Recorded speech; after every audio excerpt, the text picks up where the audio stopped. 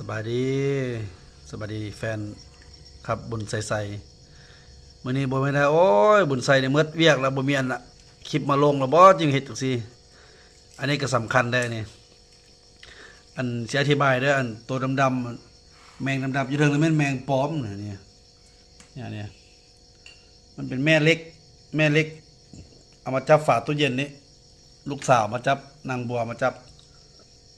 แต่ว่าหลังจากที่ว่าตัวแมงดำๆนี่มาจับฝาตู้เย็นให้มันงามมานะเครือแมงแท้นี่แหละ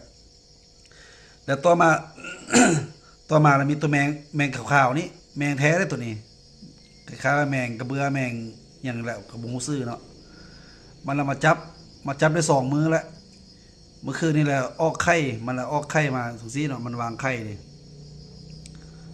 แล้วมื้อต่อมามื้อนี้บัดนี้ตัวนี้ขึ้นมาตื้มอีกบัดนี้นะเป็น3 โต๊ะนะเด้ตัวนี้มาตื้มอีกบัดนี้ถือว่ามี3 ตัวแล้วมามี2 ตัวมาจับนี่ถ้าไม่เป็นตัวขาวนี้มาแล้วเมื่อคืนนี้มันละไข่ออกหลังจากตื่นเช้ามานี่แหละตื่นเช้ามานี่แล้วแม่นตัวนี้มาตื้มอีกหากมาเมื่อเช้านี้อันนี้มันมาจับนะจะเป็นตู้เย็นเด้อนี่เด้อฝาตู้เย็นและตัวเทิงนี่นะแม่นอันตัวแมงปลอมเด้อนี่แมงปลอมนี่แม่เล็กนี่นะเด้